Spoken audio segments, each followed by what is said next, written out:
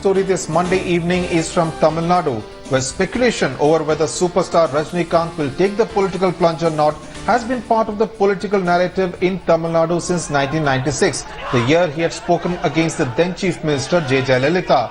Yesterday, at the audio release function of his forthcoming film Linga, he once again triggered speculation when he spoke that he could be contemplating playing the role of a politician in real life.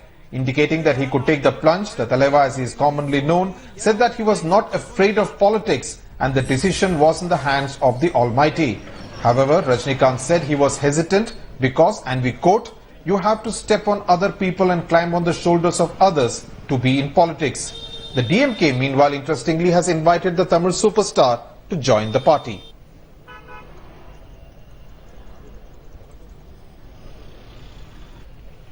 I see we have a great leader, one of the greatest leaders of the state, or in India, political leader, who had been instrumental in many changes on an all India basis, social changes. So with that leader leading a political party, the DMK is happy with him. Whoever comes to DMK, we welcome. That's all. If Rajni says that he is joining DMK, I will go and garland him. That's all. Joining me from Chennai to discuss this statement from Rajnikanth is political analyst Nani Shankaran, my colleague Shisha Reddy, also PC Balasubramanian, who is the author of Rajni's Panchatantra. Mr. Shankaran, to you first. We have seen similar statements from Rajnikanth in the past. Do you see this as yet another vague statement coming from the superstar, or do you see any hidden meaning in this time? Rajnikanth's present statement about his entering politics or not entering politics is again a repeat of whatever he has already been saying. In fact, he has almost used the same precise expressions few years ago also. And it's only the media which kind of gobbles up the whole thing and thinks Rajini may come to politics. But I continuously think and strongly feel that Rajini is making use of the media and the public space to promote his films every time a film is due for release. Every time a film is due for release, he talks about going to politics, and this whips up some emotions, and people go and watch his films. And after the film is released, he goes up to Himalayas, doesn't talk about politics at all. And this has been a repeat, and I would rather call it a deja vu situation. And even this time, I don't think he'll come to politics. Right. So, Mr. Shankaran, you are pretty skeptical of whatever Rajnikanth said yesterday at the audio release function of Linga. Mr. Balasubramanian, you wrote that book of Rajni's Panchatantra, which is essentially about the hidden meanings in his punch dialogues. Do you see this as a punch dialogue itself, and do you see any hidden meanings that he's probably trying to convey something to his fans and admirers? It's not a punch dialogue as such. Unfortunately, whatever Mr. Rajnikanth says becomes a punch dialogue by default and not by design, and we all know about it.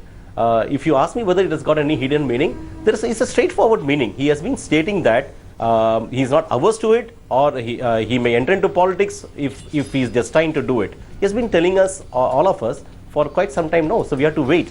And it is going to be a complete shift of career for somebody like him. And there are so many variables he has to assess before he takes such a strong decision. Because once you decide, it is very difficult to go back from politics, and we all know about it.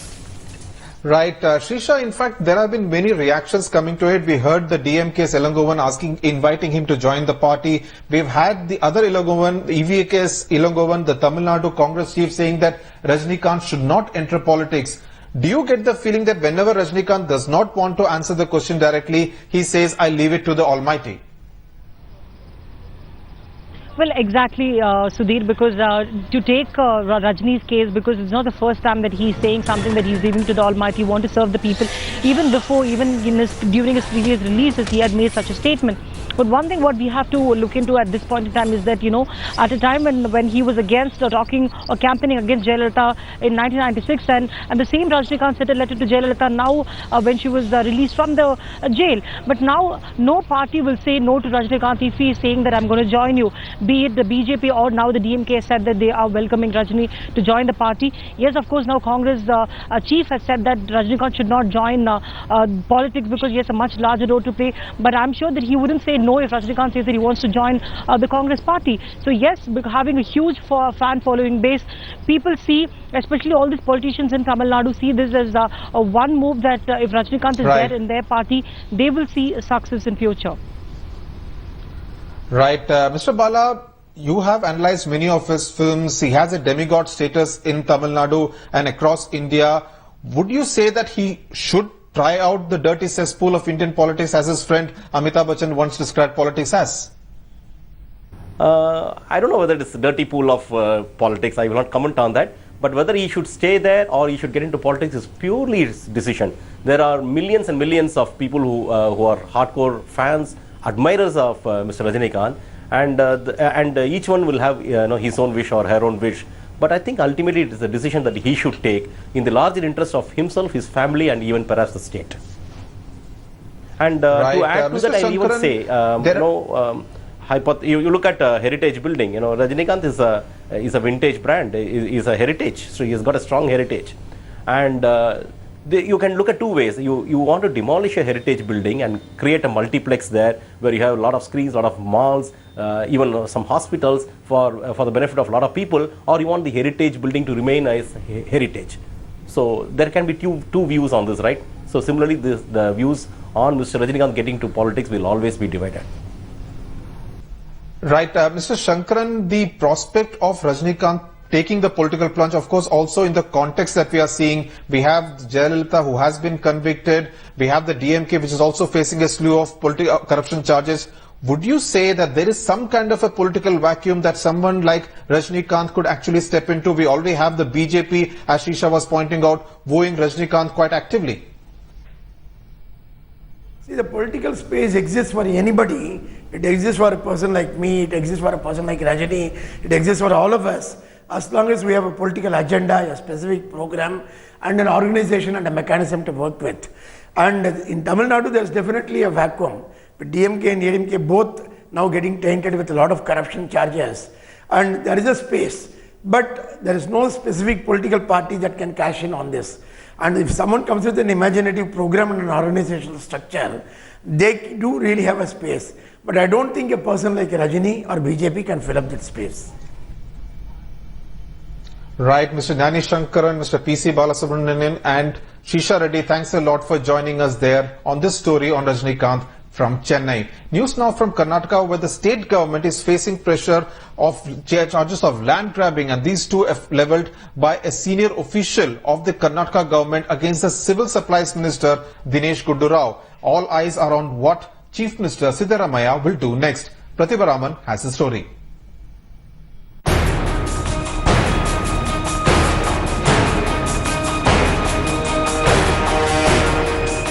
Karnataka's Civil Supplies Minister Dinesh Gundu Rao says this land in Bangalore's North Taluk, Devanahalli, called Navratna Agrahara, is owned by his family since 1983.